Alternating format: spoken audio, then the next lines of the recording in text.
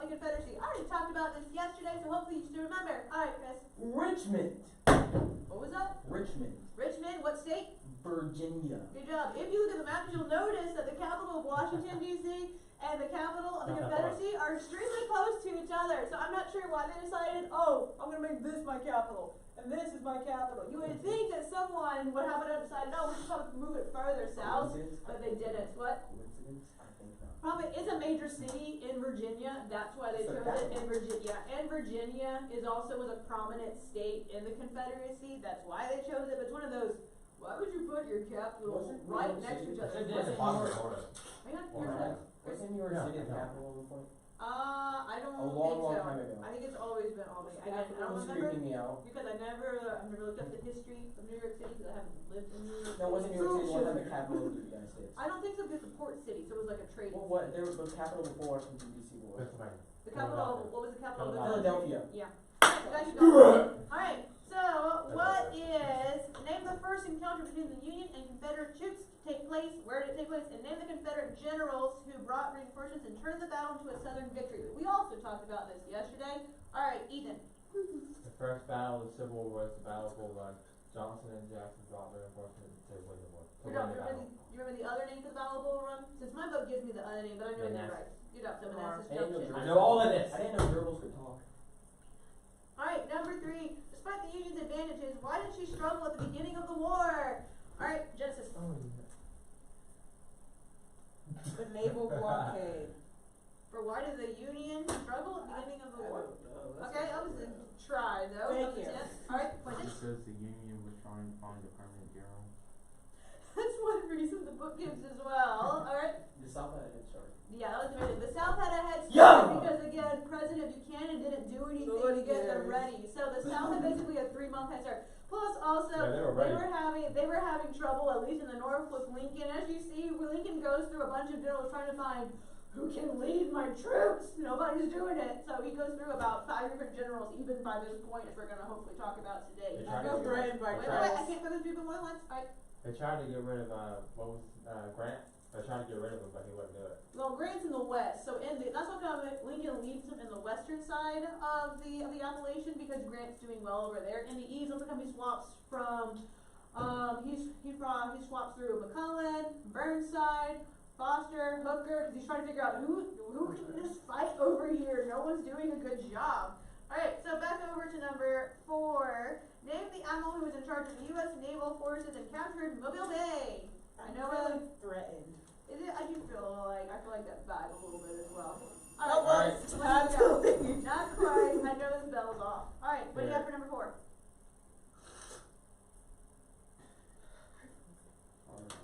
Good job, David. Very good. Number 5. Why was the naval blockade of the South important for the Union? How did it affect the South? Alright, Quentin. The South wanted to be able to trade. Yep, and keep in mind, why is that important for the South if they can't trade with another nation like Great Britain? Because Great Britain needed a lot of time and stuff. Alright, that's how come they were hoping Great Britain would help them, but what did the South need from Great Britain? Well, basically everything, because the South did not have industry, so basically anything that they would need factory made, they were hoping to get it from Great Britain. Alright, number 6. What were the names of the Confederate and Union ironclads that battled in the Atlantic? The CSS Virginia and the CSS, the you're right. USS Monitor. Yep, so the Fought as the CSS. first ironclad ship. Yep, those were the first ones.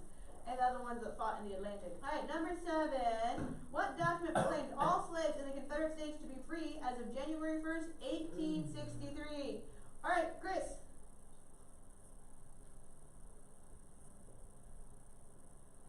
Dragging down my time. Emancipation Proclamation. Good job. Number 8. Name the important Confederate general who was accidentally shot by his own men at Chancellorsville. Quentin.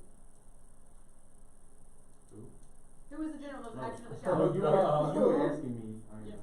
Samuel Jackson was accidentally shot by his own man. Yep, so Stonewall Jackson was accidentally shot. And then number 9.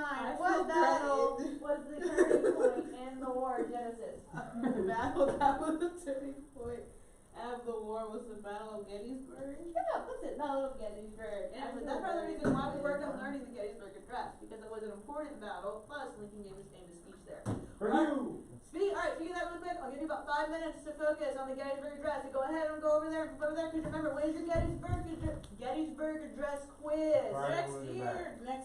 next Friday. Yeah, so not today, not next Friday, it's holiday, because that's Black Friday and I'm shopping. So it's the next holiday, it's the next Friday. Shopping So on a video game. I'm shopping online. See what I'm Video saying? game time. That works. Alright, study Gettysburg Address for about 5 minutes, maybe a little bit less. We gotta be kind of quick though. Study Chris. You know, I Drink more know you're water. being silly, but I don't really want to give out demerits on a Am I competition. being silly? Yes. Me and him have already gotten the merit, so it's I okay. know. I just think happen, just learn from them. What is he? Alright, Gettysburg Address, see how far you can get. Let's see if someone can beat Chris today, because Chris has a good short-term memory, which is good.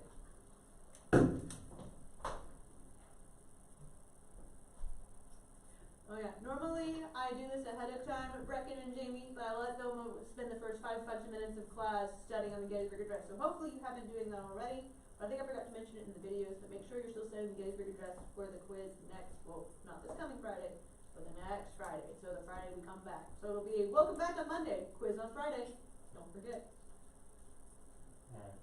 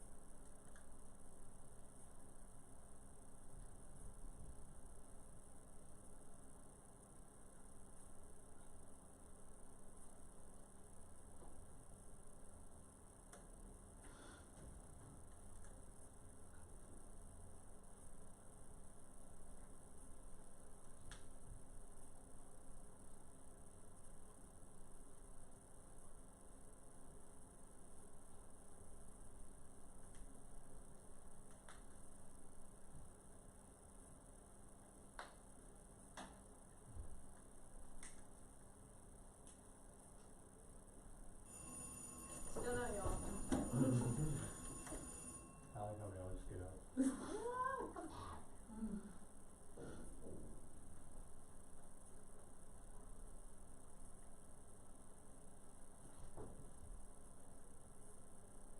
How old is this class? It's still 30. 2:30. 30. I'd say.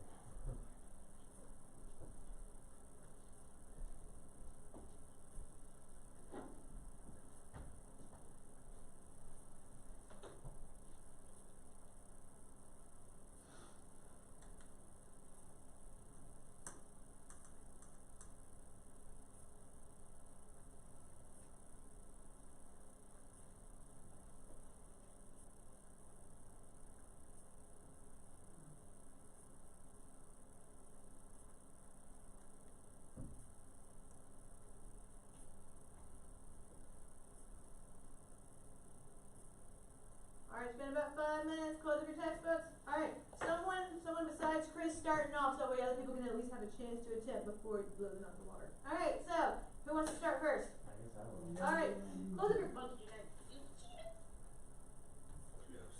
Okay, go. I don't know how we'll do. It's okay. 47 years ago, I followed brought forth the most content of the nation, conceiving liberty, and dedicated to proposition that all men created equal. Now we are engaged in a great civil war, testing whether this nation Okay, close. So testing whether that nation or any nation What? can I long, got you help yesterday. can long endure Wait. Now we are engaged in a great civil war, testing whether that nation or any. nation can long endure. Nope. Alright, we're gonna stop there for you. Alright, anyone think they can make farther than Ethan? No. Okay, go. 4 score and 7 years ago, our fathers brought forth on this continent a new nation, conceived in liberty, and dedicated to the proposition that all men are created equal. Now we are engaged in a great civil war, testing whether that nation, or any nation so conceived, and so dedicated, can long endure. Now we are met. Not quite. Now we are engaged in a great civil war, testing whether that nation or any nation so conceived and so dedicated can long endure. And if I beat him, Yeah, you beat him already. can long endure. Yeah, that's all I got. Alright, no one else think they can make it farther? No. Alright, good job, Chris. So, you give me some candy. Don't remind me of class for it. So, good steps forward, good as well. That was a good start as well, Ethan. You made it really far as well. So, just make sure you're still What was studying the over next it. What? We can now We endure. are met on a great We- battle. Alright, let's go ahead and let's go over it really quick all together. It's page 537. So, again, practice just saying it so that way you hopefully hear it and it'll slowly start to cement in your head. Alright, so page 537. Ready? Begin. 7 years ago, our fathers brought forth on this continent a new nation, conceived in liberty and dedicated to the proposition that all men are created equal. Now we are engaged in a great civil war, testing whether that nation or any nation so conceived and so dedicated can long endure. We are men on the great battlefield of that war. We have come to dedicate a portion of that field as a final resting place for those who here gave their lives that that nation might live. It is altogether fitting and proper that we should do this. But in a larger sense, we cannot dedicate, we cannot consecrate, we cannot hallow this crown. The brave men, living and dead, who struggled here, have consecrated it far above our poor power to add or detract. Little note, nor long remember what we say here, but it can never forget what they did here. It is for us, the living, rather, to be Thank you. To be unfinished work which they who fought here have thus far so nobly advanced. I always want to put here in the wrong spot in that sentence. Right. It It is is rather. Rather for us to be here dedicated to the great task remaining before us, that from these honored dead we take increased devotion to that cause for which they gave the last full measure of devotion, that we here highly resolve that these dead shall not have died in vain, that this nation under God shall have a new birth of freedom, and that government of the people, by the people, for the people shall not perish from the This earth. So, just be sure, make sure it's the earth, not this earth, so just be What did I careful. say? This earth. Just be careful as you're going through it for it. Alright, so we left out, we'll review at the end. I'll try to remember to leave about 5 minutes at the end, but I don't have a lot of terms yet, so we'll review more at the end of the class. Alright, thinking back over it, we talked about yesterday the two different types of ironclads. What was the Union one? Everything. We start with Merrimont. Yeah, the Merrimack. What was the Confederate one? It's Virginia. The Virginia. So, CSS Virginia. what? The CSS Virginia. Yep. So they had taken over. They had found a sunken Union vessel, and they basically pulled it out of the water, raised it up, and then it covered the wooden vessel in iron plating, added a massive cast iron ram to the bow, and they would use it to basically ram into other things. During the CSS Virginia. All right, I have a quick Who made ish. first? What? Who made theirs first? Who made theirs first? The South. I think the Union had theirs first because they took the Union's vessel and they basically repurposed it. But the Union's was a better design. It was lower in the water. That's why they lost. They technically had a draw because neither one of them technically won in the battle. If it was better, they wouldn't draw. That's possible. Keep in mind, they were just saying, because remember they don't have submarines quite yet. This is an early model trying to figure out how do we even fight this type of crap. So I have a quick-ish video about it, talking about it. So I'm sorry, Jimmy and Brecken, it might not show up super well on the video. If you want the YouTube link, I'll be able to email it to you later. But it is really cool and really interesting, so I like to show this one. What? I know. All right, Quentin, you can do the light quick. I can't walk. Oh, wow. I can't walk either. So you move Your your legs legs. are broken. Then how'd you get in that chair by yourself? I crawled. Anyway. All right, video starting. Can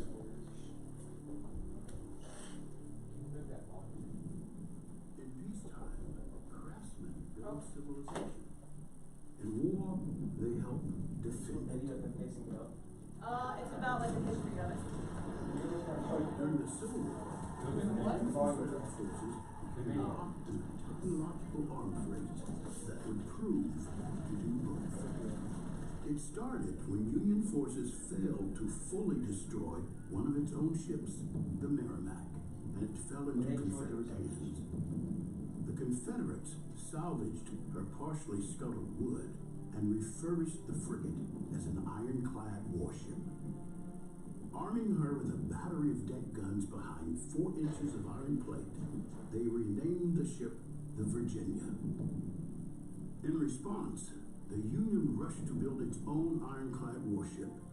After soliciting concepts from multiple designers, they chose the work of Swedish naval architect John Ericsson. Ericsson's exceptional design for what was to become the USS Monitor called for a heavy revolving gun turret. The turret was made of 8 layers of 1-inch iron plate bolted together, with a 9th plate inside the turret acting as a sound shield. It would be powered by steam-driven donkey engines, the common nickname for steam-powered winches, making the turret capable of rotating a full 360 degrees. At 172 feet long, she was barely half the size of the Confederate warship. Yet, unlike the Virginia, the Monitor was made entirely of riveted iron plate. By January 1862, Boilermakers and other craftsmen had finished constructing this new kind of warship, and the USS Monitor was launched along with a new frightening brand of war on water. Her crew was as diverse as America itself. Freed slaves, English, Irish, Danish, and Scottish immigrants, and at least one Welshman, Robert Williams, a Boilermaker. At 5'9", he stood out among his shorter crewmates. Williams signed on as a fireman, toiling in the smoky bowels of the Monitor, keeping the fire hot. Steam engine power, and the Monitor met the Virginia in battle on March 9, 1862.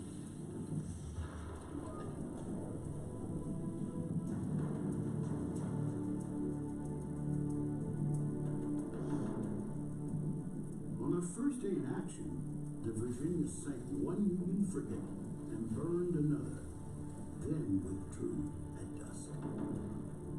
But before she could return the next morning to finish off the remaining ships, the Monitor slipped into the harbor under cover of darkness. Next morning, the sun rose on a new style of naval warfare.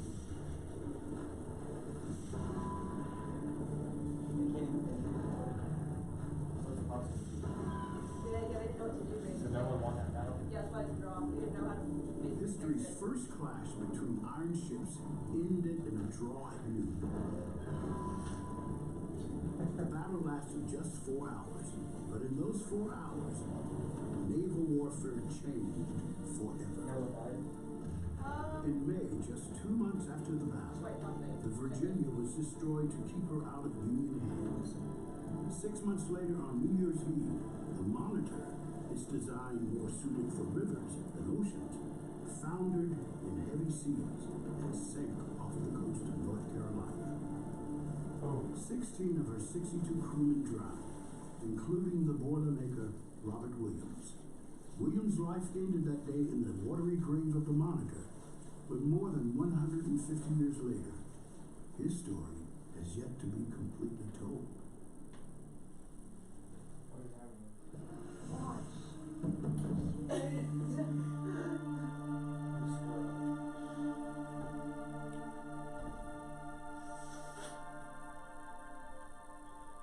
For almost 150 years, the Monitor slowly rusted away at the bottom of the sea. Then beginning in 1998, U.S. Navy divers and NOAA began salvaging numerous artifacts from the wrecked ship. Among them, the Monitor steam engine and Ericsson's revolutionary rotating turret. Inside the turret, archaeologists found 2 sets of human remains. It appears that the men were the last to attempt to leave the ship, quite possibly from the boiler room. There, the men would have kept up steam so that the Monitor could continue moving through the heavy seas and to give their crewmates time to escape. Forensic scientists have determined that both sets of remains are from men of European descent. One was young, maybe 20, and short in stature. The other was close to 30, though his bones bore an unusual amount of wear for such an age. Like protected from years of toil and hard labor, and he was tall for his time, almost 5'9". There are many questions still surrounding the monitor. What are the identities of the two men whose remains were recovered from the turret? Could one of them be Boilermaker Robert Williams? As a Boilermaker, did Williams not only serve on the monitor, but also help build it? Along with his seafaring skills, did Williams also use his Boilermaker craftsmanship while serving on the ship? The answers to these questions may never be known. What is known is that Williams is among the thousands of Boilermakers who are faceless as individuals to us today, but whose collective craftsmanship helped usher in the modern age of shipbuilding. As you can tell, it's a little bit of an advertisement for basically the Craftsmen's Guild with like the Boilermakers or be able to like work with iron or craftsmen. So it's a little bit of an advertisement for that, but they did a lot of research and history to actually get a lot of that accurate and a lot of it right as well. Alright, anyone have any questions? Yeah, why Alright, is okay, it- wait, raise your hand. Alright, Ethan was first.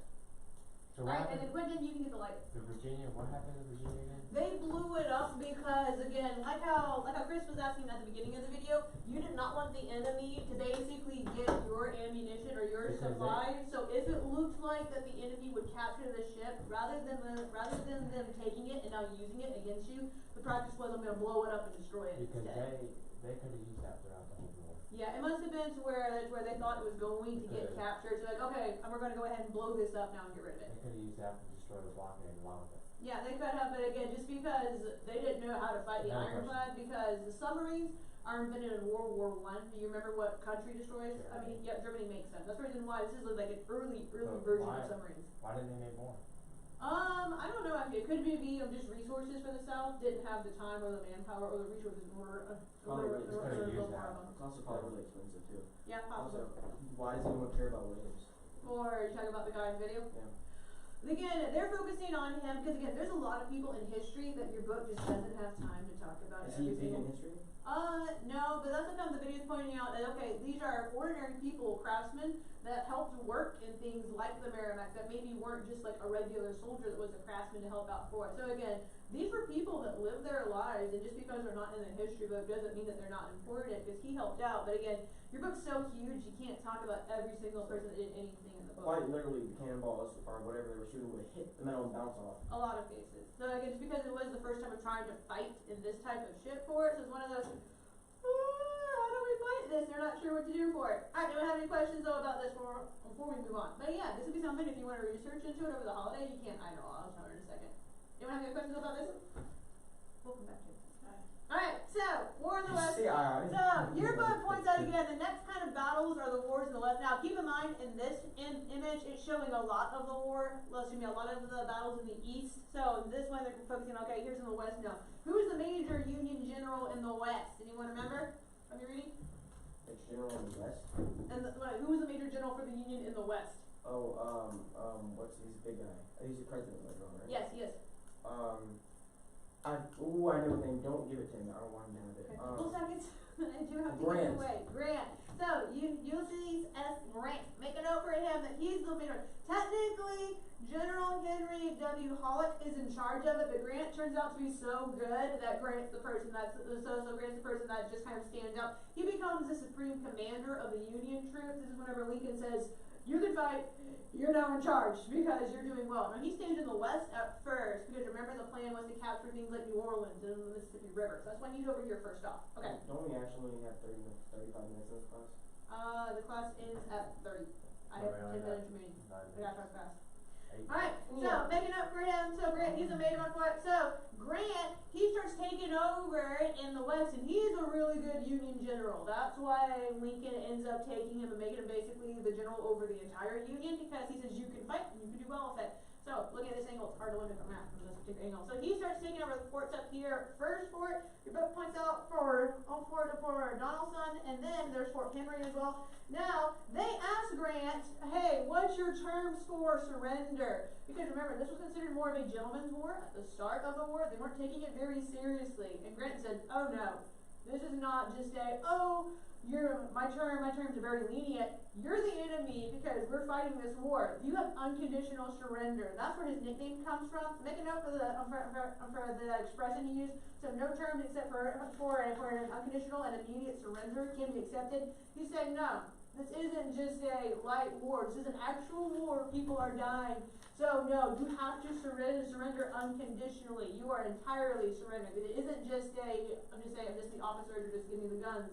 No, it's complete surrender. That's where his nickname, unconditional surrender, Grant, comes from. So make a note of that on the next page. That's where his nickname comes from.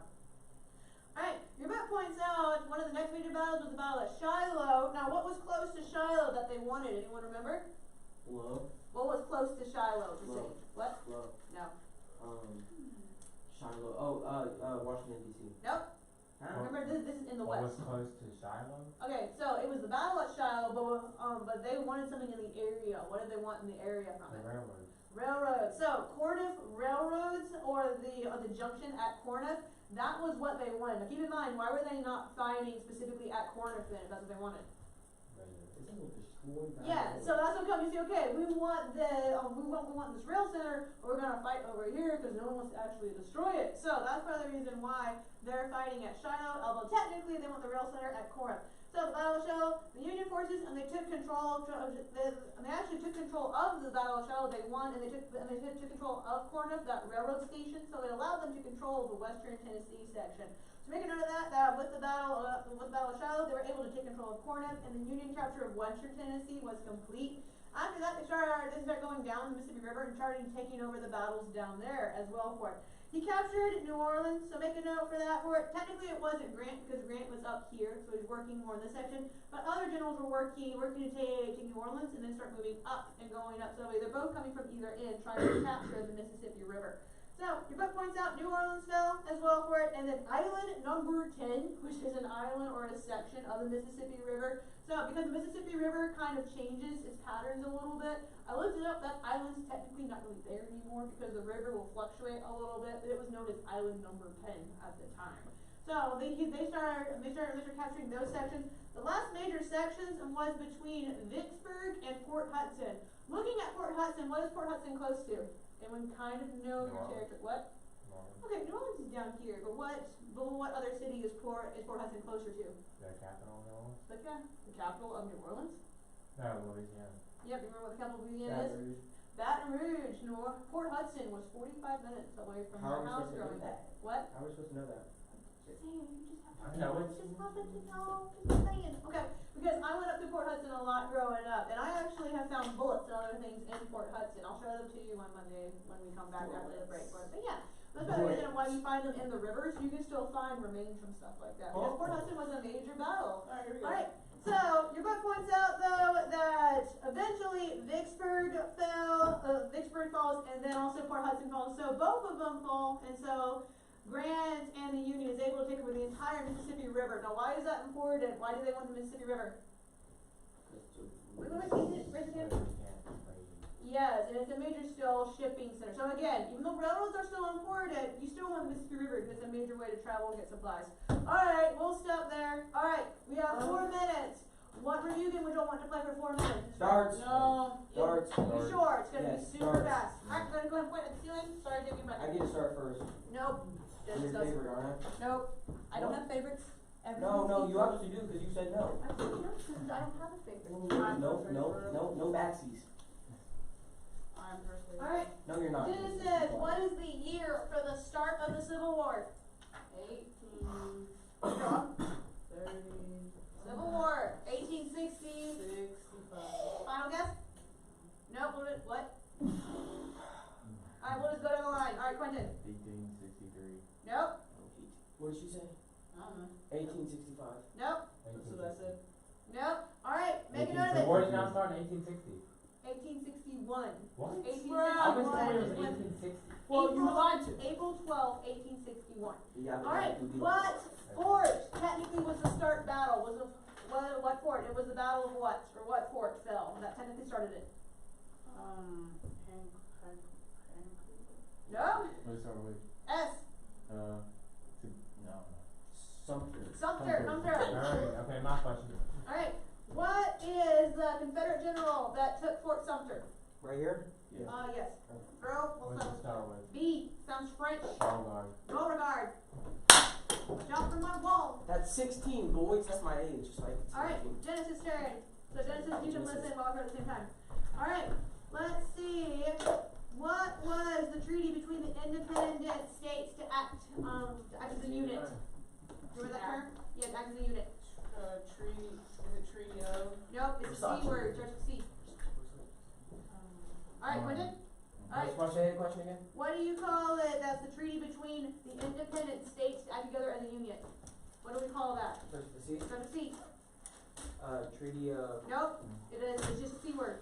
Oh, is it no. Okay? Nope, compact, make a note of it for later. Compact. Compact. Alright, so Virginia divided up into 2 states. So what's the state that on the left side of Virginia that split from Virginia in this time period? No one knew, so it's back to you. What's the left side? Yeah, because Virginia split into 2 states. So you have regular Virginia, and then what's the other one that split? The Union. Nope. North Virginia. You're going North Virginia? South Virginia. You're going South Virginia? North Virginia. You're going North Virginia? Yes. No. West Virginia. West Virginia. You guys are so. Hold on. It's okay. You guys are lost. I had to not say west, that's why I My said turn. left. Alright, what is, not too hard, don't dip my board. Alright, what was the capital of the Confederacy? Good. Richmond, Virginia.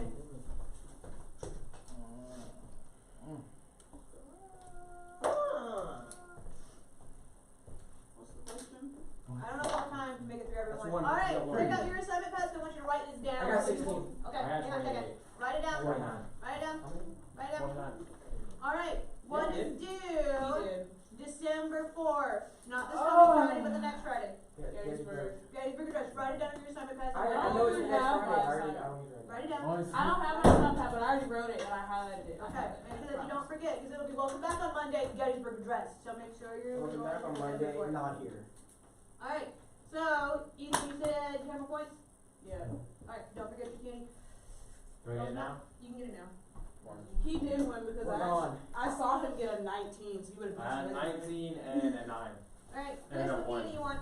What? Oh, what I can Because remember Gettysburg Address. Hit me with that blue. I don't think I'm out of blue one. Here, you can have my blue here. I already have one. I don't like blue. weirdos. Alright, can't quite leave yet, not till 30. Oh, Not what's till the name? 30. 9. Not till 30. It's not 30 yet. Yeah, I have. Yeah, it is. And now it's 30. Not quite, No, it's quite not. at It's the not six. on the list. Do, It's do, 29. do. Wow. It is. Where we headed next? Are you on their side or our side? Where we Huh? headed next? Side. You're huh? Do we have Who's, chemistry next? So going back to. what's your third hour? I don't know where 30 hours is. Geometry. Oh, okay. Alright, my phone says 30 bye. Bye. They don't want to be here anyway. Okay, because I think you're coming. Well, you have to go.